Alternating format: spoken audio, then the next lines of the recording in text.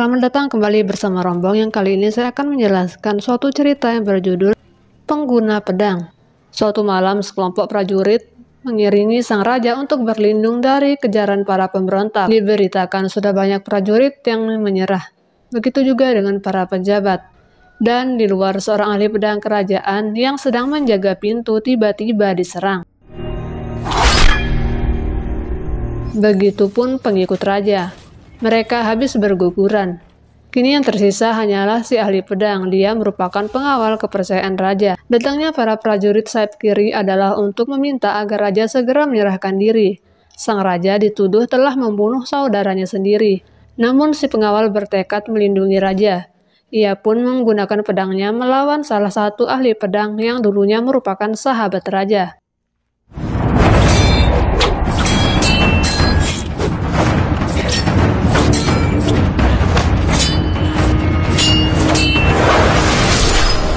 Belasan tahun kemudian, terlihat seorang anak bersama ayahnya sedang berburu. Ayahnya terlihat tak begitu sehat karena memiliki gangguan penglihatan. Mereka yang tinggal di pegunungan cukup beruntung karena ada seorang biksu yang memberi informasi bahwa mata si ayah dapat disembuhkan jika mereka mengambil obat di Hua Sentang. Anaknya yang bernama Teok pun bersikeras pergi untuk mencari obat. Sehingga ayahnya yang tadi menolak akhirnya ikut menemani.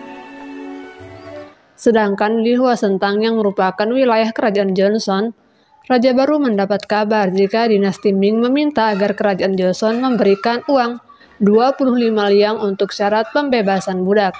Namun kerajaan belum bisa memenuhi perjanjian pembebasan budak karena sedang mengalami krisis keuangan. Para menteri pun khawatir jika permintaan kerajaan Ming tak segera dilakukan, anak mereka yang akan dijadikan sandera. Di sisi lain, salah satu ahli pedang kerajaan memutuskan untuk pensiun. Dan mari kita beralih kepada Teok dan ayahnya. Keduanya kini sudah sampai di perbatasan Hua Sentang dan melihat-lihat jualan di pasar.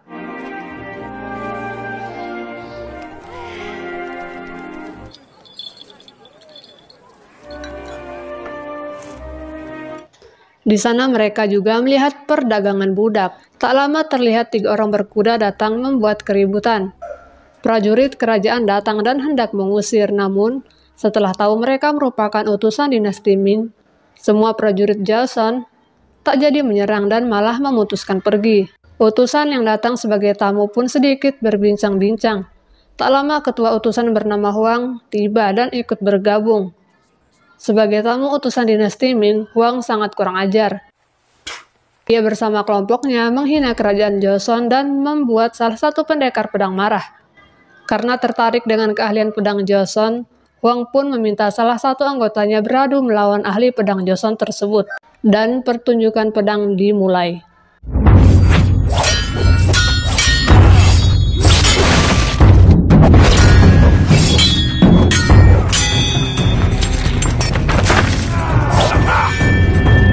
Setelah melihat keahlian pedang Joseon, Huang pun mengajak pengikutnya pergi. Di tempat berbeda, Teok dan ayahnya sudah sampai di rumah pemilik obat mata. Namun mereka tak berhasil mendapatkan obat itu karena harganya yang mahal. Dalam perjalanan pulang, mereka berdua berpapasan dengan Huang dan juga kelompoknya. Teok yang cukup kecewa karena tak berhasil mendapatkan obat, seketika terlihat ceria setelah sang ayah memberinya gelang yang ia lihat di pasar tadi. Mereka pun singgah dan menginap di rumah bibinya. Di tengah malam, sang ayah terbangun karena memimpikan masa lalunya ketika ia berkelahi dengan ahli pedang Joseon yang lain demi melindungi raja. Dan ayah Teok pergi mengunjungi pondok sahabatnya yang merupakan pembuat pedang.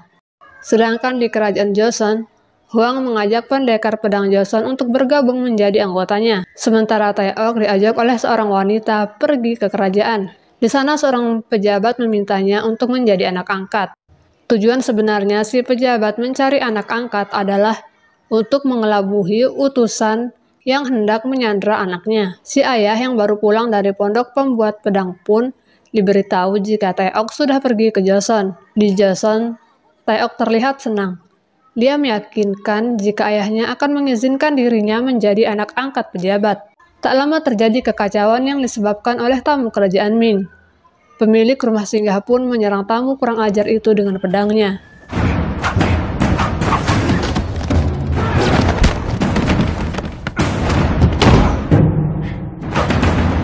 Sayangnya keahlian pedang pengawal Huang lebih unggul sehingga kedua pengguna pedang dari Joseon bisa dikalahkan dengan mudah. Taeok pun melempar salah satu dari orang-orang kurang ajar itu dengan batu. Dan Taeok sendiri hampir diserang. Namun ayah Taeok datang. Karena tak ingin keadaan menjadi lebih buruk, sang ayah meminta maaf atas kecerobohan anaknya. Ia pun berlutut mengikuti perintah. Akan tetapi pengawal Huang tetap hendak menebas Taeok. Sehingga dengan sigap sang ayah menggunakan pedangnya demi menyelamatkan Taeok.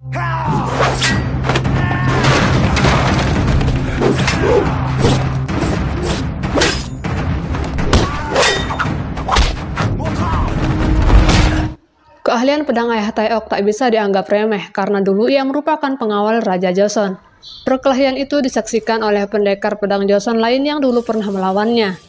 Dahulu ayah Taeok hampir mati di tangan si pengguna pedang itu. Namun ia selamat karena raja menghentikannya. Dan sebagai gantinya raja menyerahkan diri. Sebelum pergi ayah Taeok diberikan potongan kain kerajaan. Dan secara diam-diam ia membawa pergi Taeok kecil yang ternyata adalah anak raja. Meski sudah tahu jika Taeok bukan anak kandungnya, ia tetap menjaga karena Taeok merupakan peninggalan berharga milik kerajanya dulu. Setelah bertemu sang ayah, Taeok memberitahu jika dia akan menjadi anak angkat pejabat, dan sang ayah akan mendapatkan obat untuk matanya. Meski sang ayah menolak, paginya Taeok tetap pergi. Berita keahlian pedang ayah Taeok pun sampai pada Huang. Ia pun berencana untuk menangkapnya. Sementara itu, ayah Taeok yang hendak mencari sang anak, tiba-tiba diserang orang tak dikenal. Setelah menumbangkan semuanya, ia mempercepat langkah ke Joseon.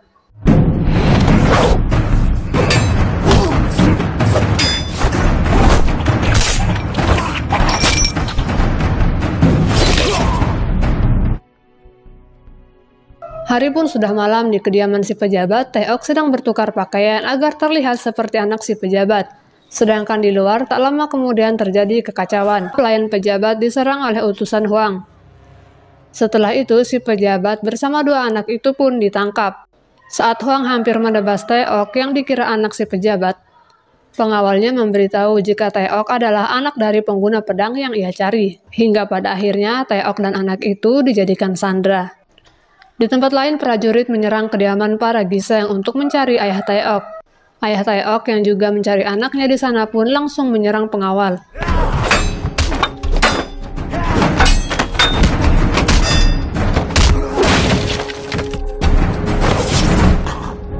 Setelah membunuhnya, wanita yang mengajak Taeok ke Joseon pun langsung membawa ayah Taeok ke kediaman pejabat. Sayangnya sampai di sana ia tak bisa menemukan putrinya. Ayah Taeok kemudian menuju kedai arak. Dari sana dia mendapat petunjuk bahwa ada markas tempat mengurung para budak di seberang jembatan desa. Ayah Taeok pun pergi. Ia terus mencari ke setiap kurungan, namun tak menemukan Taeok di sana. Ayah Taeok kemudian menyerang seluruh penjaga dan menyelamatkan semua budak.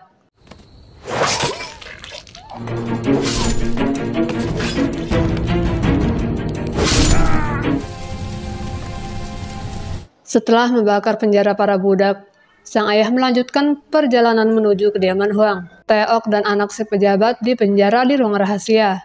Dan di luar tanpa izin dari kerajaan Ming, si pejabat datang membawa prajurit sehingga pertempuran pun terjadi. Namun, tamu dari dinasti Ming yang menggunakan senapan menembak semua prajurit yang datang bersama si pejabat. Si pejabat pun hampir terbunuh. Ayah Taeok yang datang untuk menyelamatkan putrinya pun harus kembali berhadapan dengan pengawal Huang.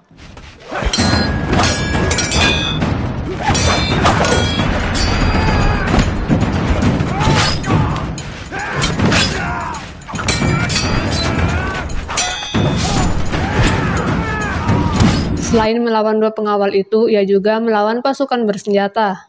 Ayah Taeok mampu menghindari semua serangan dengan berlindung di balik badan para prajurit yang berhasil ia robohkan.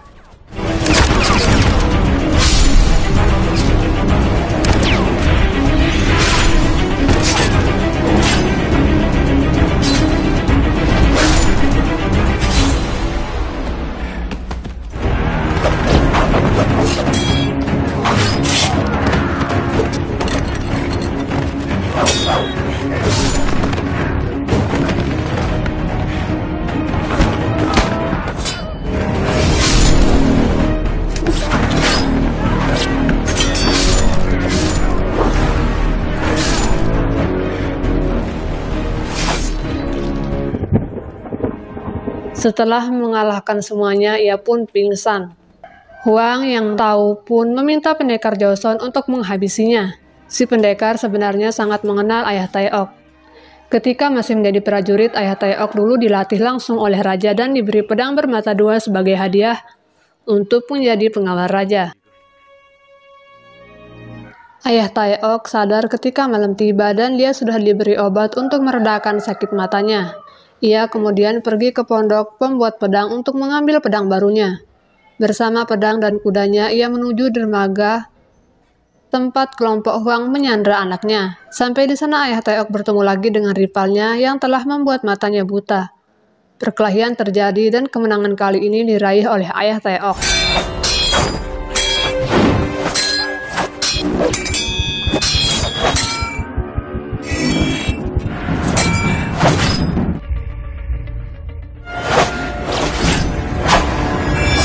Huang yang melihat prajurit andalannya kalah pun langsung membunuhnya.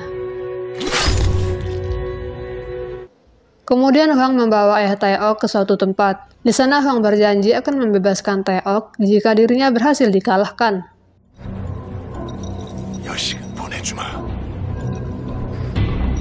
Ayah Taeok dan Huang pun beradu pedang. Kelincahan Huang sempat membuat ayah Taeok terluka.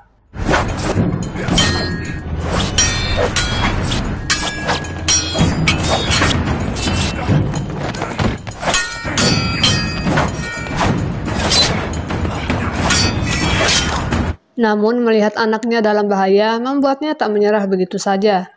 Dengan seluruh tenaga yang ia punya, Huang terus diserang.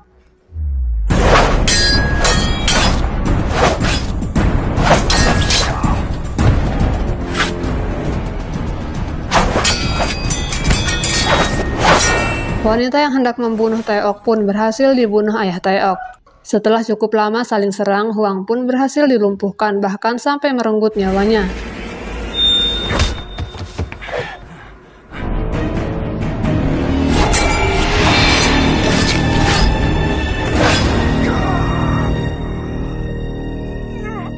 Selesai bertarung, tiba-tiba ayah Taeok pun tak dapat melihat. Setelah kejadian itu, Taeok dan ayahnya memutuskan untuk tetap tinggal dengan damai di pegunungan. Dan film yang satu ini pun berakhir.